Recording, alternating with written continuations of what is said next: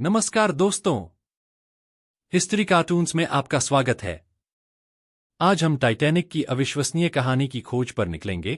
वह अद्भुत जहाज जिसे डूबना असंभव माना गया था, लेकिन जो एक दुखद अंत को प्राप्त हुआ। साथ ही हम जानेंगे कुछ अनसुने और रोचक तथ्य जो आपने शायद पहले कभी नहीं सुने होंगे।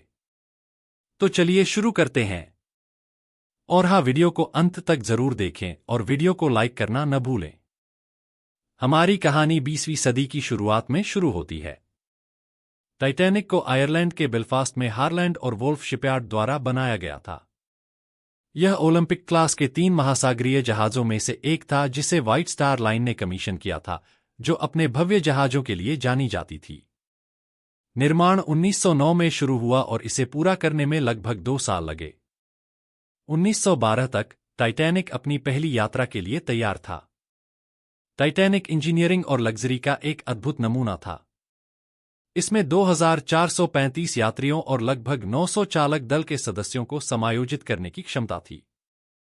जहाज को 3 वर्गों में विभाजित किया गया था: प्रथम, द्वितीय और तृतीय। प्रथम श्रेणी के यात्री भव्य स्वीट्स, स्वादिष्ट भोजन और भव्य सुविधाओं का आनंद लेते थे। द्वितीय श्रेणी के यात्रियों के पास आरामदायक केबिन और उत्तम भोजन था, जबकि तृतीय श्रेणी के यात्री ज्यादातर अप्रवासी, साधारण लेकिन सम्मानजनक आवास में यात्रा करते थे। टाइटैनिक की पहली यात्रा 10 अप्रैल 1912 को इंग्लैंड के साउथैम्पटन से शुरू हुई, जिसमें फ्रांस के शेरबर्ग और आयरलैंड के क्वींसटाउन, अब कोब, में रुकावटें थीं। इसका अंतिम गंतव्य न्यूयॉर्क शहर था। किसी को भी नहीं पता था कि यह यात्रा उसकी अंतिम यात्रा होगी। 14 अप्रैल 1912 की रात आपदा आई। कई हिमखंड की चेतावनियों के बावजूद जहाज लगभग अधिकतम गति से यात्रा कर रहा था। रात 11:40 बजे एक पहरेदार ने आगे हिमखंड देखा। चालक दल ने इसे टालने की कोशिश की, लेकिन बहुत देर हो चुकी थी।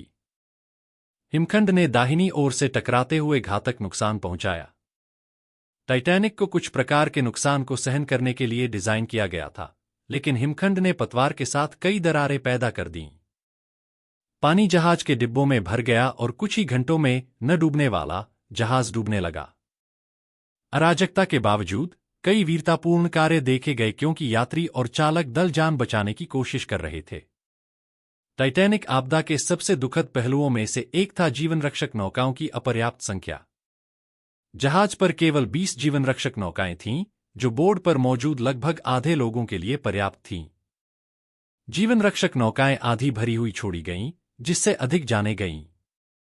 2200 से अधिक लोगों में से 1500 से अधिक लोग अटलांटिक के ठंडे पानी में डूब गए। सौभाग्य से पास में मौजूद एक अन्य जहाज आरएमएस कारपेथिया बचे हुए लोगों को बचाने के लिए पहुंचा। कारपेथिया को जीवनरक्षक नौकाओं तक पहुंचने में 4 घंटे से अधिक समय लगा और वे 705 लोगों को बचाने में सफल रहे। टाइटैनिक के डूबने की खबर ने दुनिया को झकझोर कर रख दिया। इसने समुद्री नियमों में व्यापक बदलावों को प्रेरित किया, जिसमें सभी यात्रियों के लिए पर्याप्त जीवनरक्षक नौकाओं की आवश्यकता, जहाज डिजाइन में सुधार और उत्तरी अटलांटिक में हिमखंड खतरों की निगरानी के लिए अंतर्राष्ट्रीय आइस पेट्रोल की स्थापना शामिल है। दशकों तक टाइटैनिक के मलबे का स्थान एक रहस्य बना रहा। 1985 तक डॉक्टर रॉबर्ट बैलार्ड के नेतृत्व में एक टीम ने सतह से लगभग 12,500 फीट नीचे मलबे की खोज की।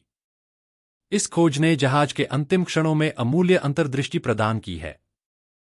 टाइटैनिक की कहानी मानव महत्वाकांक्षा, त्रासदी और लचीलापन की कहानी है।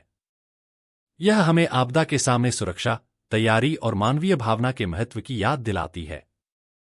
इतिहास के इन अद्भुत किस्सों के लिए हमारे साथ जुड़ने के लिए धन्यवाद। हिस्ट्री कार्टून्स को लाइक, शेयर और सब्सक्राइब करना न भूलें। धन्यवाद।